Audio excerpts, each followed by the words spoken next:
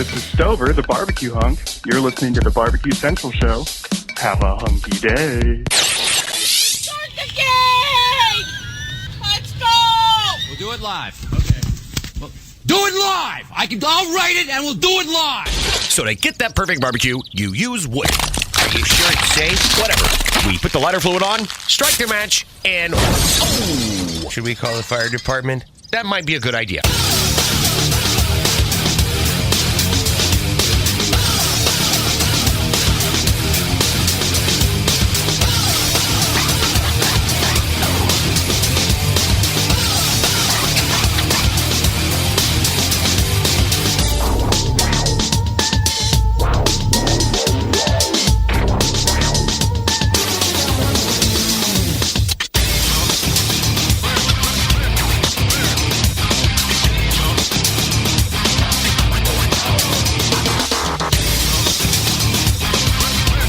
Good evening and welcome to the Really Big Barbecue Central Show. This is the show that talks about all things that are important to the world of barbecue and grilling. The show originating from the Rock and Roll Hall of Fame city, Bomb City, USA, Cleveland, Ohio, the barbecue capital of the North Coast. I'm your program host, Greg Rempe. Happy to have you aboard here on your Tuesday evenings, a live fire, fun, and frivolity show. If you would like to get in contact with the show here this evening, or you would like to follow the show during off-show hours, here's how you do all that. You can get in touch with the show by sending an email to Greg at bbqcentralshow.com. Follow us on all the social media channels at BBQ Central Show. And be sure to subscribe to the show podcast feed on your favorite podcast platform. Anything else you want to find out about the show can be found at the main website, thebbqcentralshow.com. And here's what's happening. In case you can get the newsletter, and gang, I am here to tell you with 100% assurity, it's been a day. I don't know how many ways to say it. It's been a day at work. It's been a day for the show. It's been a day. So where we had what I would call a fully packed show, so much so that the guy who will be joining me 14 past the first hour, a week ago, maybe longer, I said, hey, could you possibly accommodate a bump back an hour to 10:14 because I have this guy kind of lined up. We're a little bit of a time crunch on something he wants to promote. I'm also down with it. He was more than accommodating. And then earlier today, I'm thumbing it out. Any chance you want to bump back? Of course. Actually works better for me. I mean, when doesn't earlier work better for most people, especially after 9 o'clock in the evening, said the old guy. And it's, of course, our quarterly cigar expert from the Cigar Authority Podcast and the Barbecue Central Show's official cigar expert, Mr. J. He's joining us 14 past the first hour.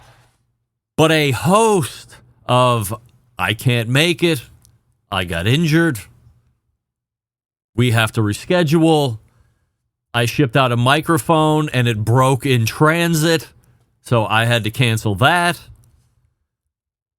So the way the show is shaping up is this. It's Mr. J, and then we're done. Get that big stuff out of here. As I've said, going on 20 years of doing the show, especially over the last year, I'm not going to force 2 hours on you.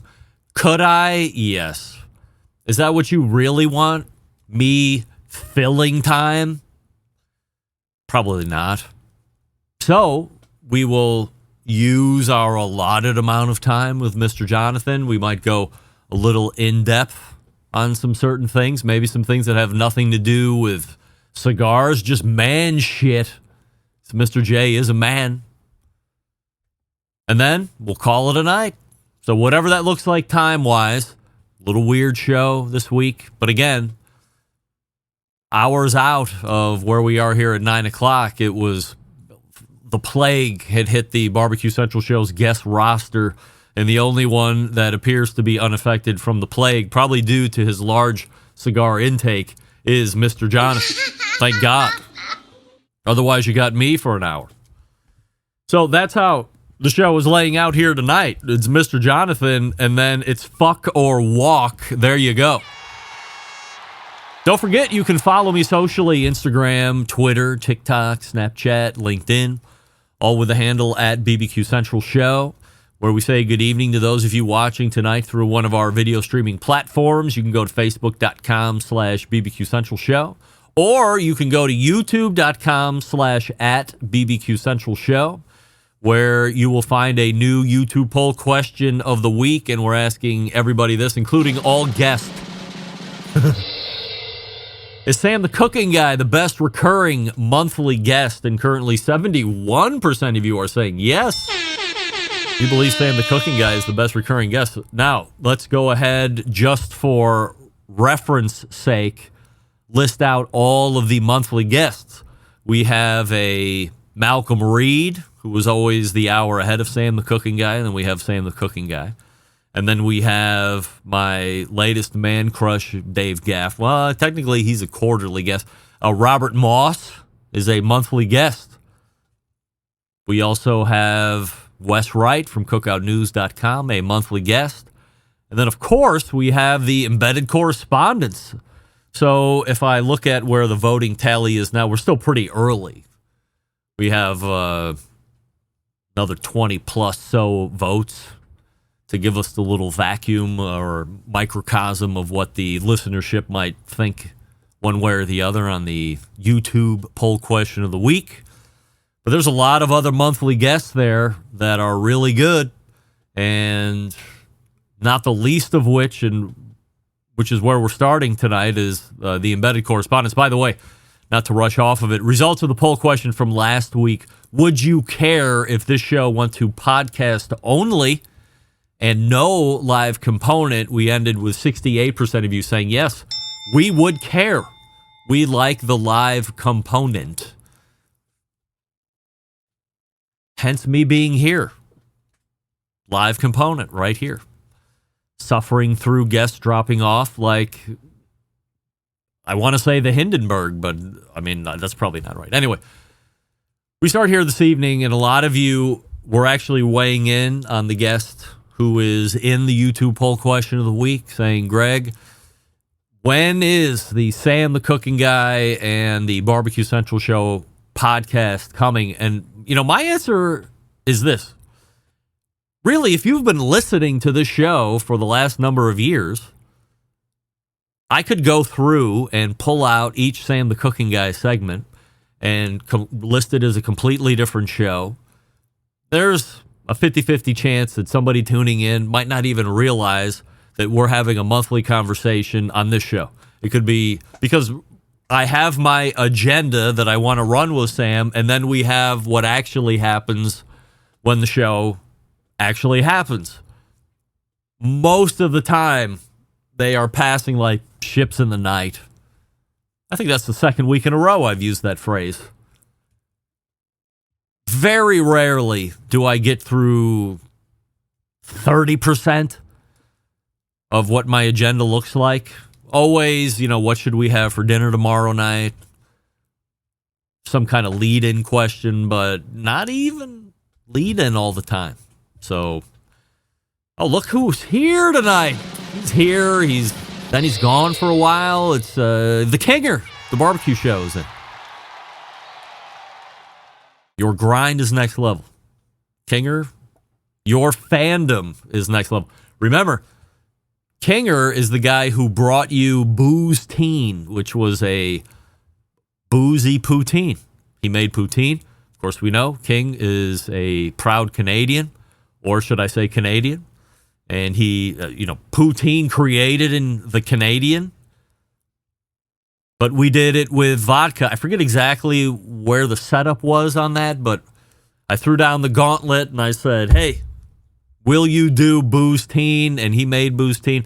And I believe in the final analysis, Kinger thought it was actually pretty good. Booze and all. I mean, what's not to like? So, a lot of you commenting on Sam. However, a lot of you commenting on Rusty and Doug showing up last week to fulfill their obligations that they missed from 2 weeks ago. on the embedded or on the 100% assurity questions for the July month of embedded correspondence. A lot of you really digging the answers, the witty repartee that Rusty and Doug and I shared just between the three of us. So while it was a miss the first time around, 2 weeks later, we're able to corral them both back in and get their thoughts on what was a new and extensive list of 100% assurity questions. So a lot of you are wondering, what is the sweet spot if you're going to be building an outdoor kitchen? What is the sweet spot for price? We know where the high end is, or at least we've heard where the high end is. It can go way more than the high end we've been hearing, which is $100,000 or more. We know it's got to be more than where I thought it was expensive, which is $10,000. So where's the sweet spot? Is it 25? Is it 50? Is it 60? I still say 100 grand, too much for this guy. But I just like concrete.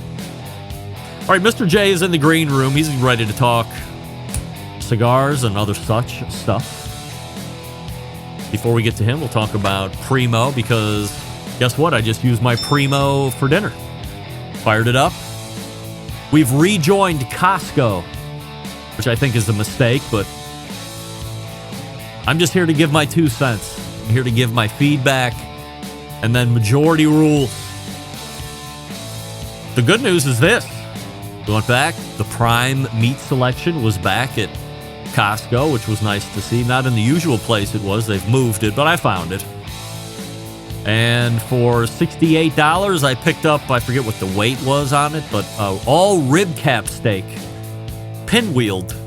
So I'm not sure how many steaks they use that they're cutting the rib caps off. What I really want to know is, what are they doing with the rest of the steak when they cut the rib cap off? Anyway, long way to go to say fired up the Primo and had rib steak enjoyment the likes I can't remember. I got some lump charcoal rolling in there, nice and hot. Had one deflector plate in there, started them indirect, finished them direct to a nice medium rare. Oh, so good. Primo, so easy to use, but plus I use the grill blazer to get that charcoal going, so you know that happens very quickly. This grill is changing the game. I can't believe more of you don't own a Primo. Certainly, it's a luxury price tag, but get over it. Go into debt, file for divorce, and use your alimony to get a Primo. Everybody's going to love it. Your new girlfriend will love it too when you get one of those. Only sold through dealers. Remember that. So find a dealer near you. Visit the website, primogrill.com. Find that dealer. See all the ovals. Touch, feel. And then buy the one that's best fitting your needs.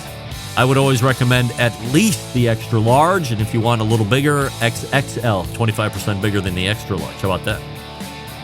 All the accessories to primogrill.com. Found them on Facebook and the Instas. We're back with Mr. J right after this. Stick around. Be right back. You're listening to the Barbecue Central Show.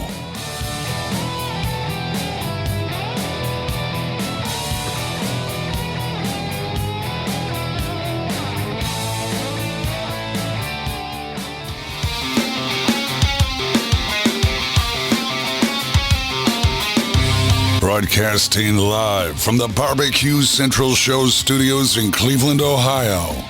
You're listening to the Barbecue Central Show. Once again, here's your host, Greg Rempe.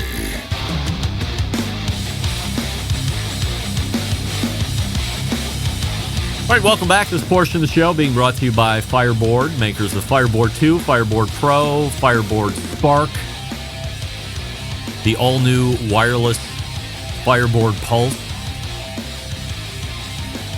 When you use the Fireboard app, you can have total access to all devices anywhere in the world. Find out more by visiting fireboard.com. Call 816-945-2232. Jeff Richards is in the YouTube chat. Greetings, Jeffrey. All right, joining me now is a guy who is a well-known figure in the cigar community, one of the co-hosts of the very popular Cigar Authority Podcast, of whom I have just gotten a brand new subscriber. The executive producer over at the Howard Stern Show is taking up cigar smoking. I said, look, you got to get over to Cigar Authority's podcast and subscribe. So Jason told me he absolutely did that. So another subscriber to TCA, which we certainly love.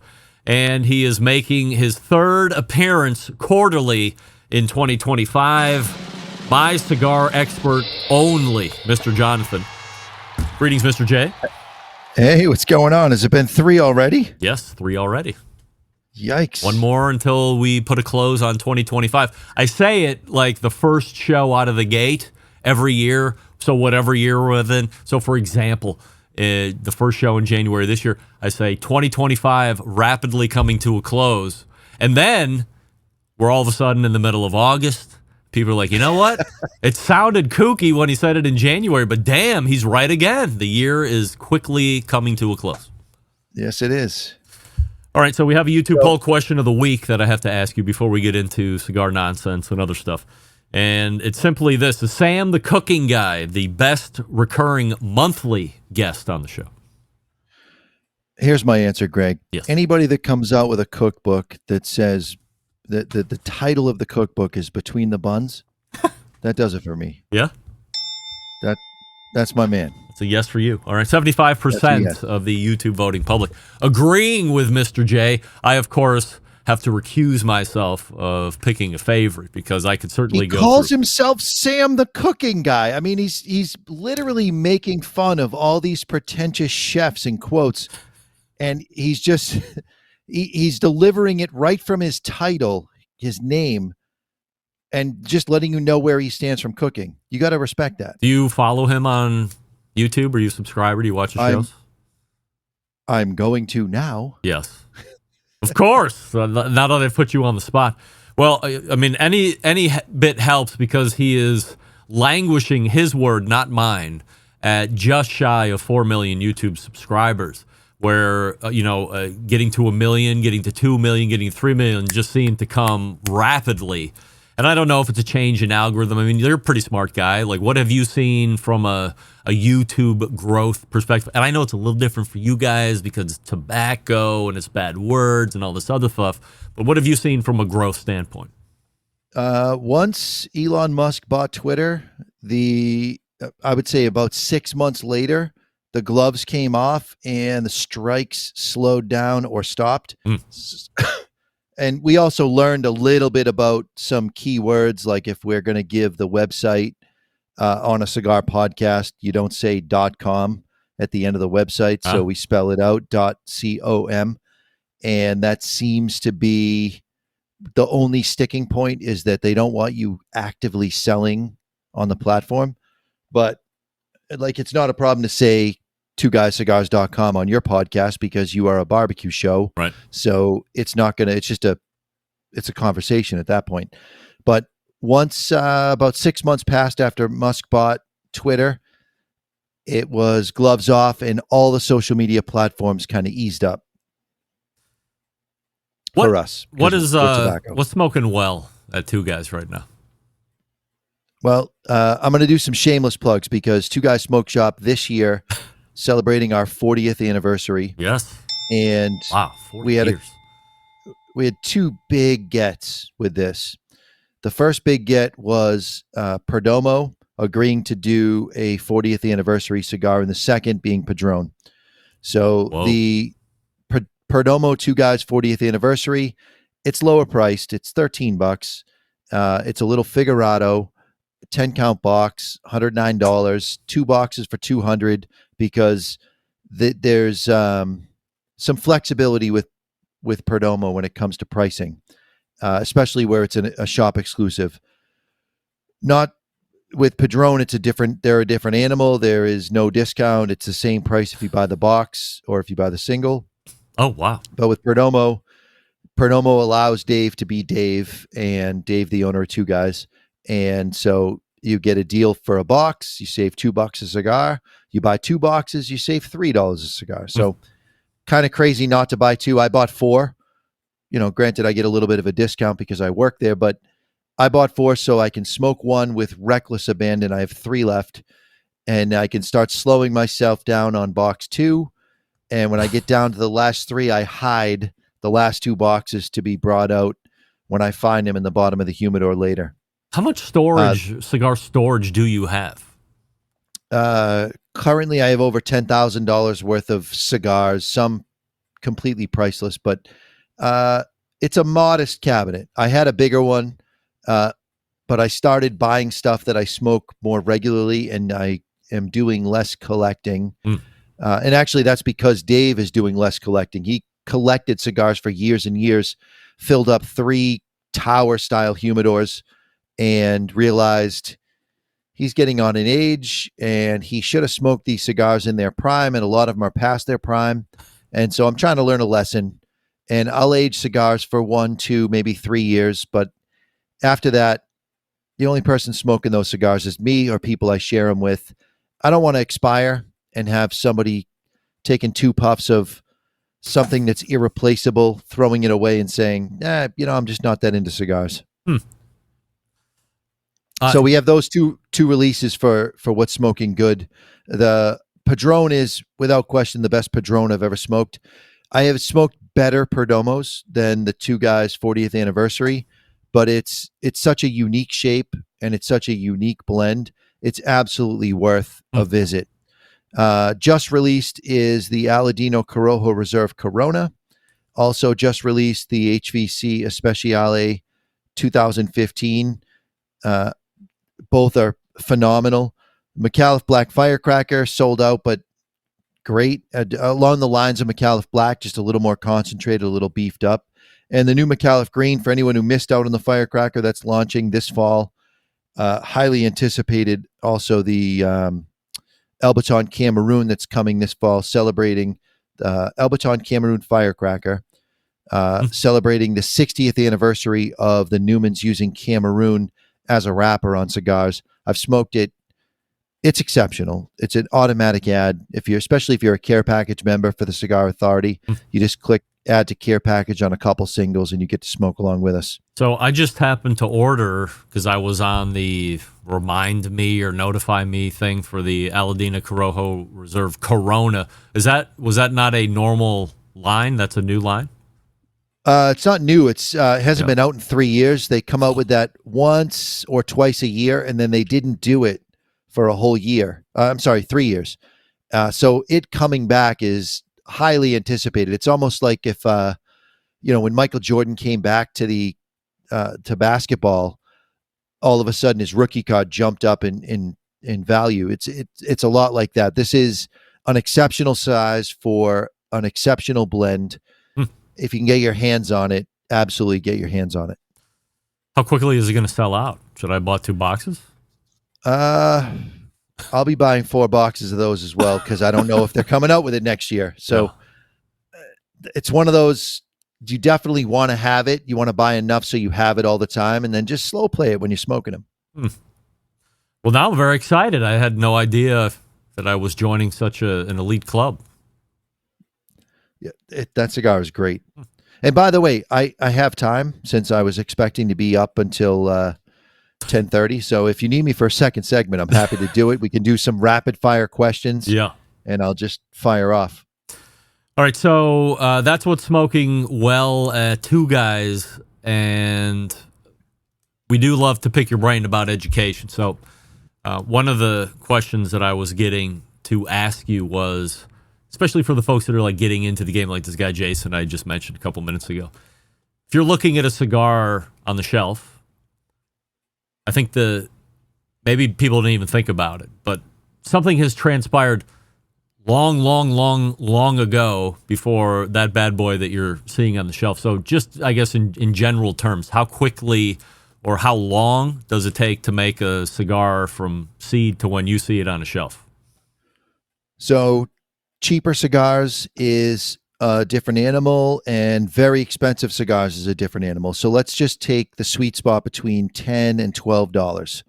That tobacco was planted between 6 and 8 years ago, and sometimes even a little bit more than that. Manufacturers that grow tobacco can sit on tobacco for 10 plus years without even knowing what to do with it. And they'll come out with this new blend, and they've had this exceptional tobacco that they didn't know what to do with, and it takes them a while with the tobacco just on ice in bales, just kind of sitting in perfect humidity, aging, while they figure out what to do with it. Like Perdomo's Legacy, that was planted 13 years ago, and Nick didn't know what to do with these beautiful wrappers that he was trying to grow shade tobacco. He was trying to grow light. You look at a Macanudo or La Giana or a Perdomo Champagne, and he was trying to grow that in Nicaragua under cheesecloth, and he grows it, ferments it, and it ferments darker than sun-grown. He doesn't know what to do with it. It's not something he can use on a regular blend, because if the blend changes dramatically, you lose smokers. So he puts it on ice, it's baled up, and he continues to grow the crop because he sees it's exceptional. And it takes his son looking to pay homage to his dad and comes up with a blend featuring that in all three of the wrappers that they feature, which is shade, sun-grown, which they're calling Nicaraguan shade-grown, but let's call it the sun-grown, and then Maduro. So it's the binder in the shade-grown, the shade style. Then you have sun-grown or shade-grown, and then it's the binder in the Maduro. So you get the cigar has to be blended. That can take 2 years. And then the cigar gets rolled for regular production. And then it gets aged for at least 3 months. And in a lot of cases, you're looking for 6 months. So by the time we get it, that tobacco was planted 6 to 8 years ago. Wow. And this whole process happens. And then people bitch, well, it's $12. I can get a cigar for $5 over there. And you're like, all right, well, that's 2-year-old tobacco, and it was rolled and shipped in 30 days, and it's got a high ammonia content. It stings the back of your throat. But if you got a leather tongue and, I don't know, you're an alcoholic and that's all you're doing is drinking cheap bourbon and smoking cheap cigars, there's a place for it. I'm not gonna knock anybody, but if you're looking for a premium cigar experience, you want to be spending between $10 and $12 for a premium cigar, and the manufacturer will do you right by putting the age on the tobacco and putting the age on the rolled cigar. So knowing that, and I'm a business guy, and I definitely don't want to get into the cigar business after hearing you guys talk people off that ledge constantly, weekend in and weekend out. But let's say I was thinking about getting into it. So it's going to take at least, let's say, 2 years for a craft cigar. But if I want to get into that wheelhouse of 10 to 12, it's going to be 5, 6, 7, 8 years before I can get something.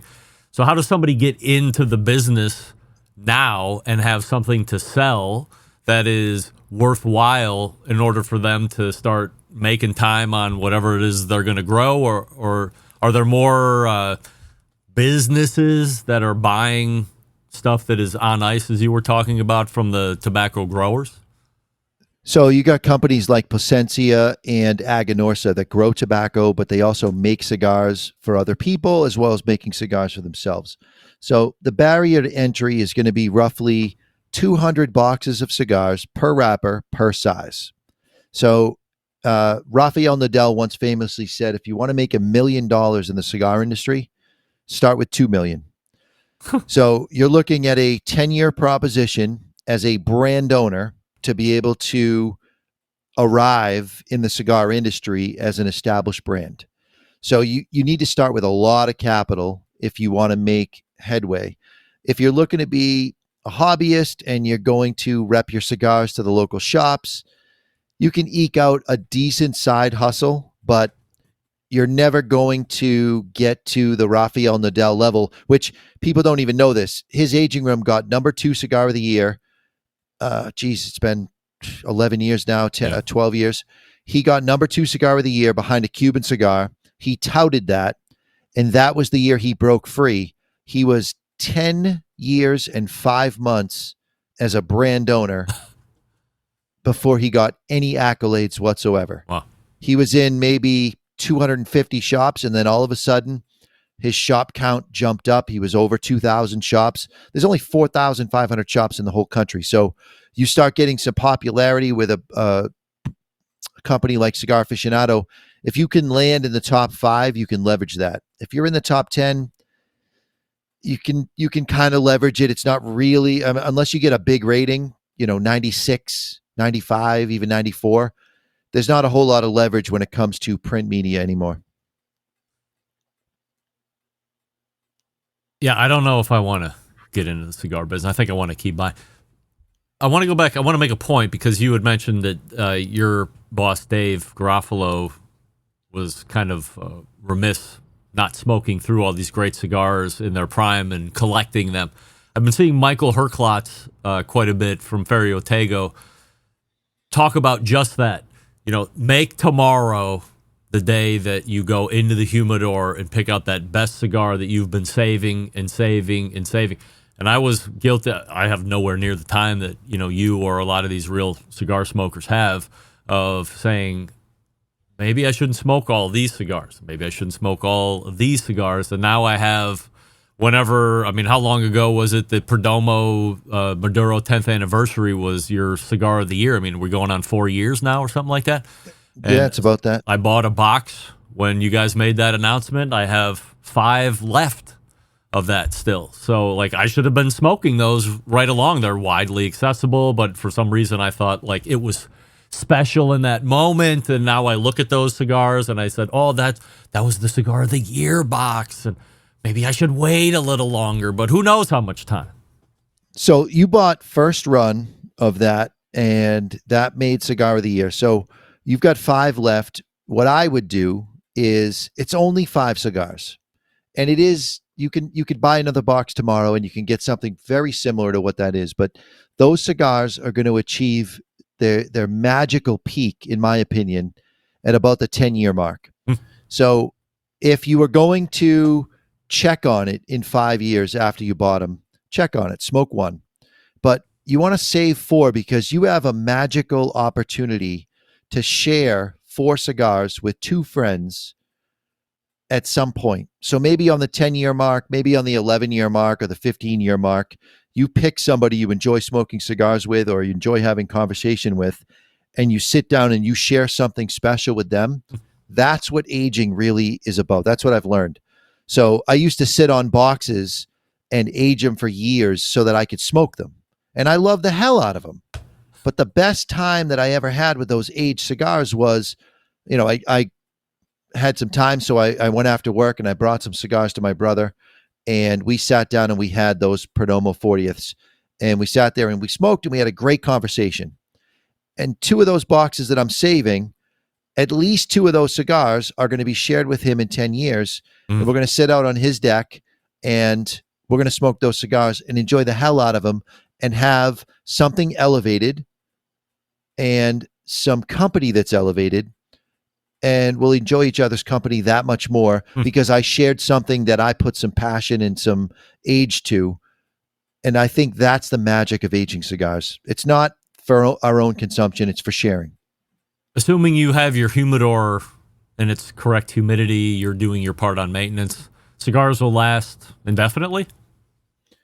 Pretty damn close. And the evidence is the lower humidities, especially for medium to full-bodied cigars. You got no shot at making mild cigars that much better. But when you have some Ligero in there, you've got a little bit of texture to the tobacco. You can remove a lot more of the undesirables because there are more undesirables in thicker textured tobaccos, ammonia, nitrates, and so forth. So you can remove those over time, and those cigars will get much, much, much better, and they won't age out as they would in higher humidity. So 70 is what the industry standard, and I'm putting that in quotes because those are set by companies that manufacture humidification devices that are passive, meaning they stop evaporating at 69% or 70%. So those companies propagated this myth that 70 degrees and 70% humidity was ideal because that's where their humidification shut off. If you're going to be a serious collector or a serious cigar smoker and you're going to have a variety of cigars in your humidor and you're beyond the mild smokes, you're at medium plus, full-bodied, you want to be in the lower register of 60. And to put that in perspective, I told you I have over $10,000 worth of cigars in my humidor. Some of the cigars are irreplaceable. I will never smoke them. I just look at them once in a while. Those cigars are held between 58 and 60% humidity. In fact, my house is at 62% right now. My humidifier is unplugged and my humidor is locked. Nothing is going in there until my house humidity drops below 60, so that I'm not bringing the humidity up, because I want those cigars to be perfect. Oh, I just had a wonderful follow-up question to that, and now so just to the left of me, I have I don't know what you guys call it. So it's temperature controlled. It also had a big wine, or had a big water cabinet at the bottom of it. I think it was called the Antarctica or whatever. Made a big run for like a month or two on online retailing. A lot of people talked about it. Tim over at Cigars Daily did a review on it. I somehow finagled one for free as well, and I did a review for YouTube. So it worked great until it didn't work great. There was, I would fill the reservoir up with the distilled water, and then inevitably, let's say 3 or 4 days into a new refill, condensation bottom left corner, like a lot. It was dripping out of the humidor itself, and that started pissing me off. And then I'm like, well, what am I going to do? So I unplugged everything.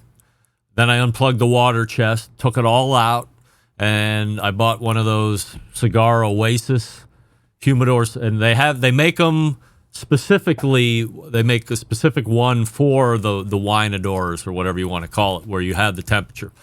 And I set it for 60% humidity after I filled it up with the water, and it worked really good in the beginning. But then I noticed it had a hard time keeping any more than, let's say, 55%. It was right there, mid-50s, which is probably a little low. And I had the heat on still, or the cooling, so the fans would cycle. And then I said, you know what? Fuck this. I unplugged everything, kept the Cigar Oasis going, and had it set at 60 degrees. And now the thing is just, it never moves. It's 70 degrees in there, probably because it's in the basement. And humidity is 62, 63%. I mean, I'm sure that fan rarely kicks on. That's good. It doesn't drop. So if I was... Very simple. Isn't Very it? simple explanation. This is the thing about those wineadors that is the problem. When you lower temperature, you raise humidity. And so those Cigar Oases work on a baffle. So when the fan goes on, it's a weighted baffle. The air pressure inside the unit lifts the baffle. It allows moisture-laden air to come out. And then when it reaches the desired humidity, the fan shuts off and the weighted baffle closes. So you really should put a little distilled vinegar about once a quarter, if not twice a year. Absolute minimum twice a year. A cap full of distilled vinegar. It won't do anything bad to the cigars. Vinegar is used in pre-industry all the time. But that will take the pH to a point where you can't grow mold inside the Cigar Oasis, because mold is the killer.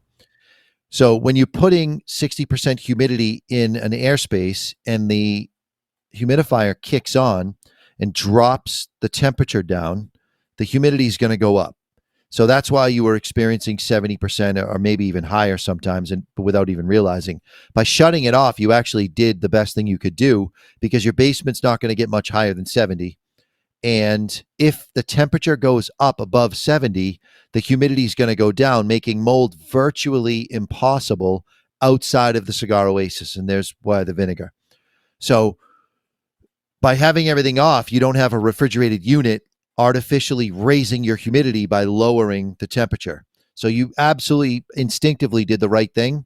And I would probably not even run it unless you're in a place like Arizona where it's morbidly dry. Then you can afford to have slight humidity spikes, and all you'd have to do is open it to get a cigar, and the air in your house is going to suck the extra moisture out. Close it, and you're back to square one, and you're back to good. In any place where the humidity gets above 60%, you just don't want that refrigerated unit running unless you have to. Dead of winter, sure, but short of that, I don't see a use for the refrigerated units. So am I putting vinegar like just in like a Dixie cup and setting it inside and letting it do its own, or No, am I no. putting it in the cigar oasis? In the oasis, because you want to change the pH of the water in there to kill any microbes. And just and how much am I putting in? Maybe a capful. Yeah. If it's a smaller unit, Yeah. a quarter of a capful would do it. All right, and no bitey aftertaste or anything like that going on the cigars. You won't even notice it in the cigars. In fact, I would say 75% of the cigars that you smoke without even knowing it have some sort of citric or acetic acid used in pre-industry, especially if you're smoking from Nicaragua. Nicaragua has citrus trees growing everywhere, almost like weeds. And that's what they use to speed up the tobacco process. I don't care what anybody says. They're all doing it because time is money. And if you can change the pH of the water you're using on the tobacco, you can accelerate the heating. And heating is everything. They're trying to bring those polones up to between 106 Fahrenheit and 136 Fahrenheit. And then they turn them over and turn them over and turn them over until it stops heating up. So if you can do that faster, instead of it taking 3 years, you can do it in 16 months. Why wouldn't you? So you don't have to panic about the vinegar. It's going to do nothing. All right, so that's good to know, and I'm going to do that immediately tomorrow. So I don't have. I never even thought that mold would grow in there, but holy crap! That If you would be open my it luck. up and it smells like a basement, you're in a little bit of trouble. So you want to just be ahead of that. Yeah, no, it smells delicious in there. No basement smell, so that's good. Perfect. But we'll make sure we get some treatment going on in there. All right, a couple rapid fire questions here before we let you go tonight. Appreciate the extended time here. Your opinion, by the way, and you are the expert, but your opinion, and we'll take it for what it is. Best cigar between $3 and $5. All right, loaded question. So I obviously work for Two Guys Smoke Shop, so I'm going to say our bundle brand for a mild smoker, best cigar. If you're looking for a little more flavor, you can go to Topper, and they have exceptional cigars in that medium to medium plus range for $3 to $5. I have no idea how they're pulling it off, but Chris Topper has relationships with these growers, and he's an old school guy who operates his business on handshakes, not contracts. So he gets some top tier flavor out of his tobaccos, and he's clearly not paying top tier pricing. So his family's been doing business for 127 years as Topper Cigars. And some of the growers that he uses are like him in their third and some fourth generation, and their families have been doing business together for that long. So I don't know how he's doing it, but if you're looking for a brand that's available across the country, it's Topper. If you're a mild smoker and you want just an exceptional value, check out twoguyscigars.com and you can grab Dos Hombre bundles. There's no killers in there as far as strength, but both of those are premium cigars that punch well above their price point. What about $8 to $10? $8 to $10, you can't overlook McAuliffe. And in fact, McAuliffe Robusto is $7.19. Yeah. I believe an advertiser of yours. That's right. McAuliffe is holding their price. I don't know how they're doing it, but they're holding their price at that $7 to $8 range. It's killer. You can also go Perdomo in their Fresco bundles. It's in a bundle. You're saving money because you're not averaging out a box over the course of the cigars. They're thinner ring gauges compared to regular Perdomos, so he's saving a little money on the tobacco, but it's still Perdomo tobacco. It's still packed with flavor, and you just can't go wrong. $10 to $15, a bigger swing here, and I assume more choices. Yeah, you've got the folks at Aladino. They also make Abuelo for United Cigars, which, in full disclosure, Two Guys Smoke Shop's owner owns United Cigars as well. So no one trying to write in the comments that I'm trying to sneak a fastball by the pitcher here. But Abuelo is such an exceptional cigar in that $12 range. Anything by Aladino, they're vertically integrated. They grow their own stuff. Regular stock Perdomo stuff, Garofalo, made by Perdomo, Gold Star, there's a you start getting into that price range, and you start widening the spectrum of cigars.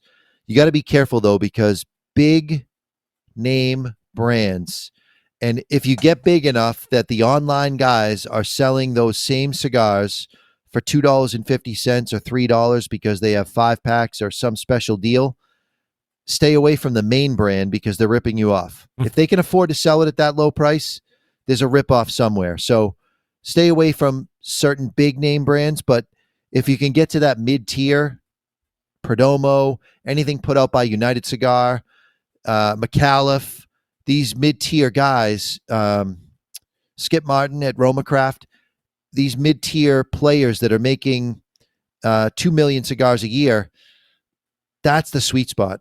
Padron, you can go Padron 1000 series and you're in the $10, $12. You can get up to 64s and you're in the, it's almost, some of them are 17, the bigger sizes, but you're in that sweet spot of $12 to $15. Once you go plus 20, is there a point, or at what point from a dollar amount do you go, okay, well, you're just trying to whip your D out and show people you can buy this dollar amount of cigar? And from a taste perspective, not much more exceedingly better than a 20 or a 25. So there's a double answer to that. So when you're dealing with the $50 cigar range, and I'll take that all the way up to $75, there better be a compelling reason why someone is charging you that amount. It better be a shaped cigar. It better have age after it's rolled. It better have age on the tobacco, and a minimum of 5 years, a minimum of 4 or 5 years, and there needs to be special woods involved. Because if somebody is saying to you, okay, I'm a name brand cigar and I normally charge $30, but this is a year of the, and it's $50. I've smoked the year of the everything, and I can't tell you the difference, and I'm an expert, between the $50 one and the stock $30 one. They taste the same to me. There is no magic sauce, because it's just it's a marketing ploy in most cases. So if you're smoking something and somebody says, okay, this is 5-year-old tobacco, it's aged for 4 years in cedar, and it's aged for a year in virgin oak, and it's French oak, by the way, and then it's banded and boxed and it's shipped to the retailer, and they're going to charge $50 for the cigar, buy it. Make that your birthday cigar. I'm not saying buy a box. Most people aren't rolling that deep, but buy it and have that be your special occasion, and do yourself a favor. Don't drink anything with it. Have a little sparkling water and just enjoy the shit out of that cigar, because it's going to be exceptional. If you're looking to impress somebody, absolutely go buy the big name brand, spend $50. People will know what you paid for it, and, swing your big D around and do your thing. But if you are looking for exceptional flavor and an experience, buy something that's so good that if you drank something with it, and I don't care what it is, if you drank bourbon, if you drank coffee, if you had some wine, whatever the experience is that you're trying to build, if that is going to take away from the experience, you have the right cigar. You want a cigar that's going to stand up on its own and give you an hour, hour and a half, 2 hours of just flavor and life complexion. Even if you're just contemplating the lint in your belly button, it's better than nothing. One last question that I meant to ask it a little bit ago. We were talking about my humidor. What about desktop humidors? Is there a brand to look at? Are there ways they are made to either steer to or steer away from? Yeah, so regular, inexpensive desktop humidors, and I'm talking from $250 and under, all have straight miter cuts on the corner. So just 45-degree miters. They're thin. They're typically made from some sort of MDF with a cedar veneer. And that veneer is held on with a water-based glue. And these morons that make the humidors, and I say morons because the information is out there. You know that you're using a water-based glue to affix the cedar to the outside of your bullshit MDF. And the instructions say to wipe the humidor down with distilled water before you put your cigars in to, in quotes, acclimate the humidor or season the humidor.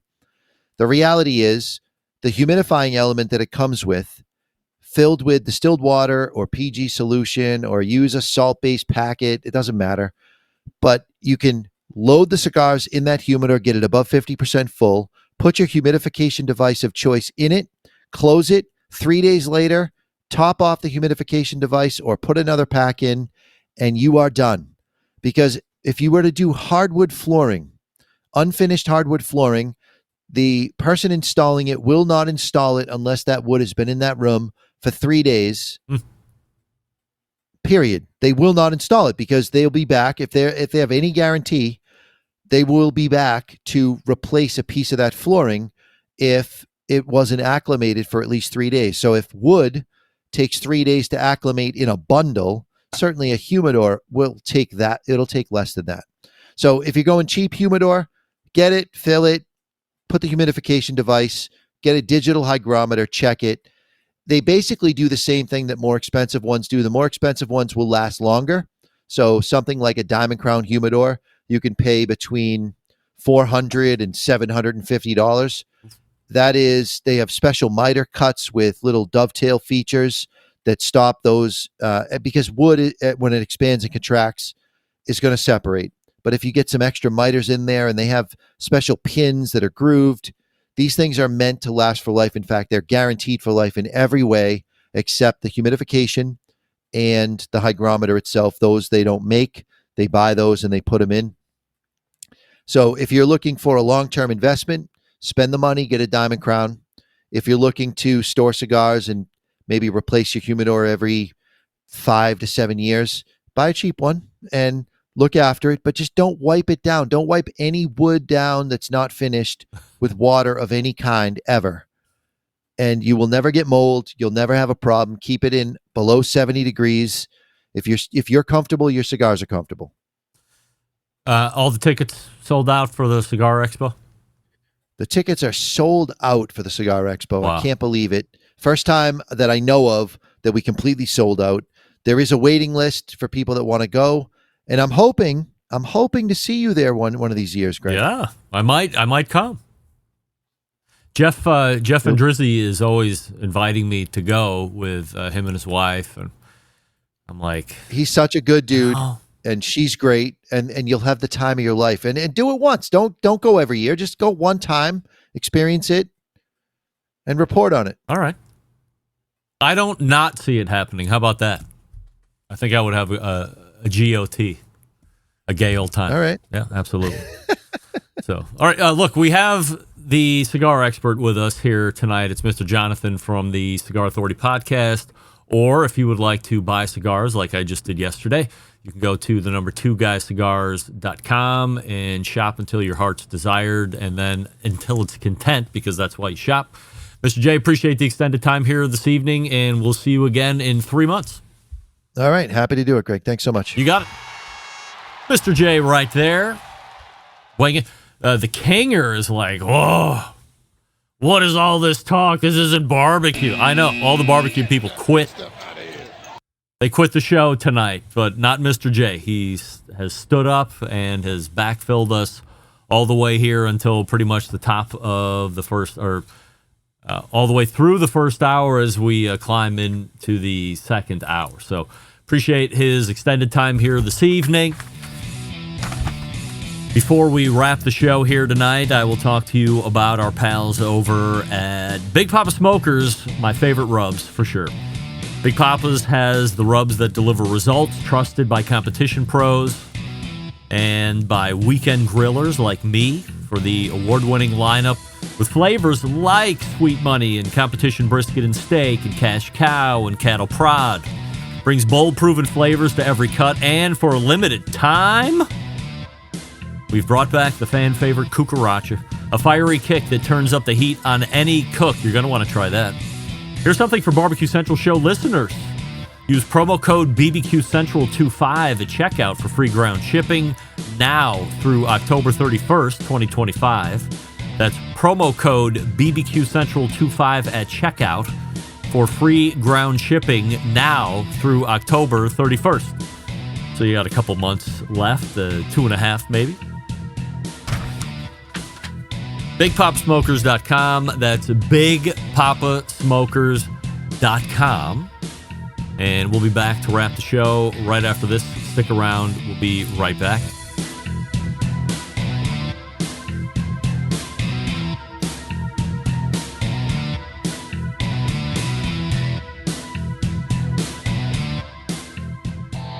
Howard Stern, Jim Rome, Dan Patrick, and Greg Rempe. The Mountain Rushmore of talk show entertainment. Now, let's get back to the Barbecue Central Show.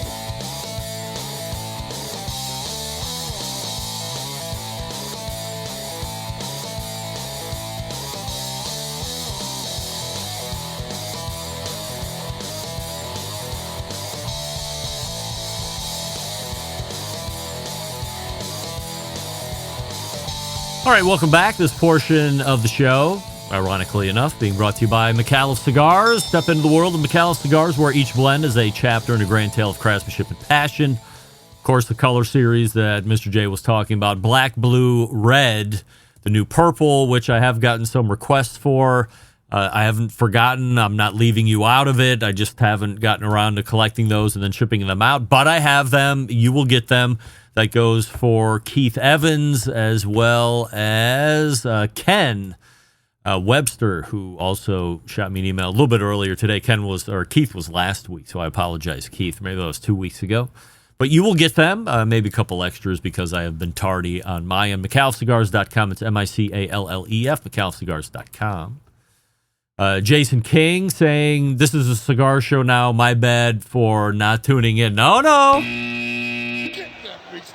Once a quarter, we will talk with the esteemed Mr. J, just to make sure that we have all the updated news and happenings in the cigar world, because, as you well know, big fan of cigars, love trying them out. Had a great interview with Amanda McAuliffe a couple weeks ago, so very excited to continue my hobby of cigar smoking. And the other thing that we've learned over time, of course, maybe you're one of them, Jason, is that a lot of folks that are into barbecue also happen to like a premium cigar every now and again. Maybe they're not regular smokers, but they go to barbecue competitions. I know Rashid Phillips is a big cigar smoker. So, hey, if you're into it, well, I would say if you're into it, let me know and I'll send you some. But you're in Canada. That becomes weird from a shipping standpoint, I believe. But, hey. These are the worlds that we live in these days. All right, that's going to do it here. All the way back last segment, it was Mr. J from the Cigar Authority Podcast. And Two Guys Smoke Shop, one of my favorite online retailers of premium cigars. We do have a great show planned for you next week. We'll just hope that everybody's going to make it. Wes Wright will be around, plenty of others. We do have a Jack Arnold reset in 2 weeks from now, about 4 days before his big Veterans Appreciation event. We missed the Robert Moss tonight. He is hurt and on the shelf, but hopefully he'll be back in September. Plus, we have the impending Grill Fest coming up at Hartville in Hartville, Ohio, at Hartville Hardware. That's going to be something else. I can sit here and confirm that if you're going to be at the Grill Fest that I continually host, Mike Lang will be there, Diva Q will be there, and Rashid Phillips will be there. Can you believe it? When he offhandedly mentioned that he was going to be in Ohio in September, I mean, Ohio's a pretty big state. It's bigger than Europe. A couple days later, I found out, he's not only is he going to be in Ohio, he's going to be at Grill Fest. It's going to be great. September 20th is that weekend, I believe. So make your plans to be around. I want to say special shout out, special happy birthday to my dad, Bill Rempe. Of course, hope you had a great day. And how to always leave you, September 11th, 2001. I will never forget. Until next Tuesday at 9 p.m. Eastern, it's your program host and proud U.S. American Greg Rempe saying, Shalom! Shalom!